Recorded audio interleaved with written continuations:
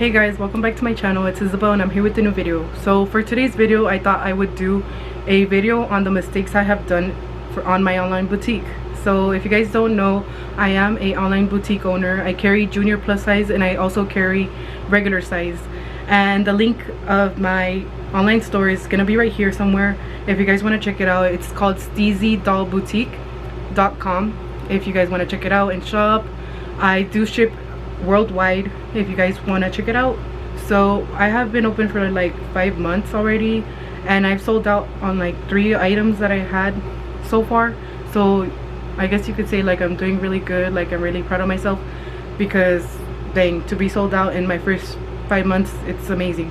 So for these tips, like make sure you have a notebook so you guys don't make the mistakes that I've done, because they have costed me money. And you guys don't want to lose any money when you're owning a business. Honestly, it feels really bad. So yeah, let's get right to the video. So the very first tip that I have for you guys, so you guys don't make a mistake on, like this really did cost me a lot of money.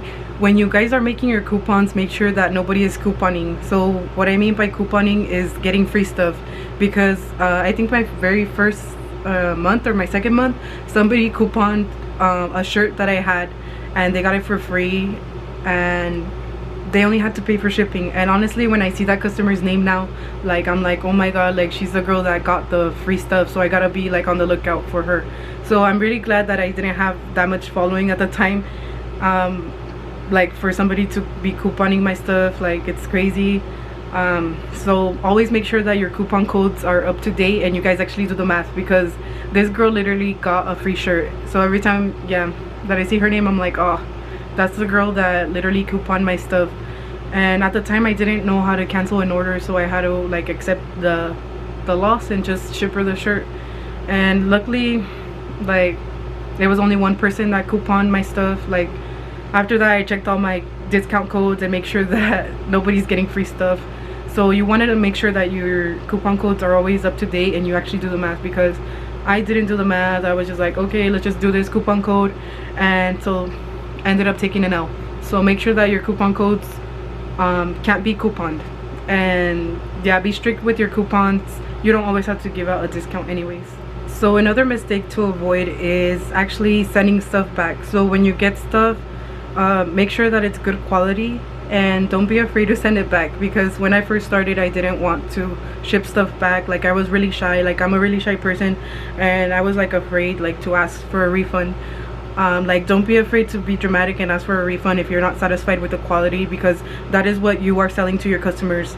And some vendors, they charge like a restocking fee. Like it's better to like take the loss on the restocking fee, like lose 20% or 30% and ship it back, than to lose like a whole $500, $100 on the whole merchandise. Another mistake that I have done on my Shopify, I use Shopify for my online store. I don't know what you guys use, but I recommend Shopify because it's so user friendly and you don't have to code it, you don't have to do anything. Everything's there and it's super easy to use. So when I first started, I put the pounds wrong and the ounces. So like if I was selling a shirt, I put that it weighed like a pound, and obviously a shirt does not weigh a pound.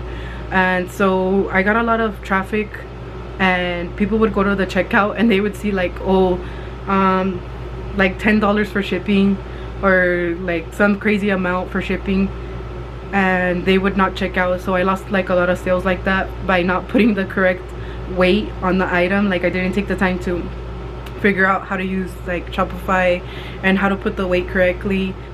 So another mistake that I did was not take a lot of photos of my product. So if I had something on my store, I would only take the front view. I didn't take the back, I didn't take the side, so customers couldn't really see what I was selling, like if they didn't have me on Instagram or TikTok. So I lost sales because of that, because I didn't upload a lot of photos. But I feel like the only reason why they bought from me is because I had like videos like showing the product, like the sides, the back, and like I was demonstrating like how it fit. So always make sure to have a lot of photos of your product, because people want to see, like they're online, they're not seeing it in person, so they don't know how it looks, how it feels. So always make sure to take a lot of photos. So for this mistake, I feel like a lot of people, like when they're starting out, they just want to get their business like done, they want to launch, and they want to rush everything. But honestly, like, I feel like I could have taken more time before I launched, but sometimes you just need to go for it and like start the business. But honestly, if I could go back, I would research more vendors, because I've tried some vendors this week and they weren't so good. So what happened with one vendor is I ordered a shirt, but they never notified me that it was out of stock. So let's pretend I would have like a customer waiting. Let's pretend I had showed them the top and they're like, okay, I want the top, I'm gonna want one too, or this other person's gonna want one too.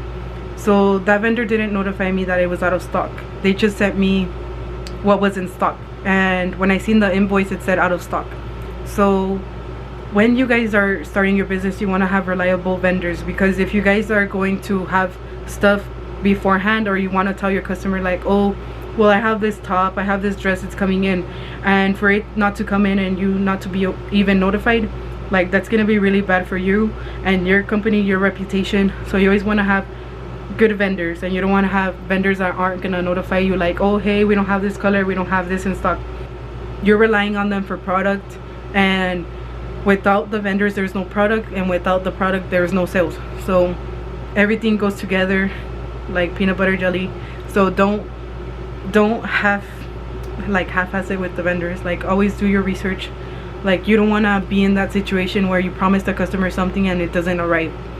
And honestly, like, I just feel like that for my business. Like, I wouldn't want to have a customer like waiting on something that is not even gonna come, and like hype them up about something. So that is it for this video. I hope these tips help you, and I hope you guys don't do the mistakes that I've done, because honestly it has cost me a lot of money to do these mistakes, and I've grown from these mistakes in the past few months, these 5 months, and I'm glad I did the mistakes, because when you do mistakes you learn. So don't be afraid to make mistakes either. Like, it's okay if you guys make mistakes. And if you guys have any comments for me, if you guys have questions for me, you guys can comment in the section down below. And yeah, if you guys want me to do more videos like this, let me know in the comment section down below. And yeah, I will see you guys in my next video. Bye guys.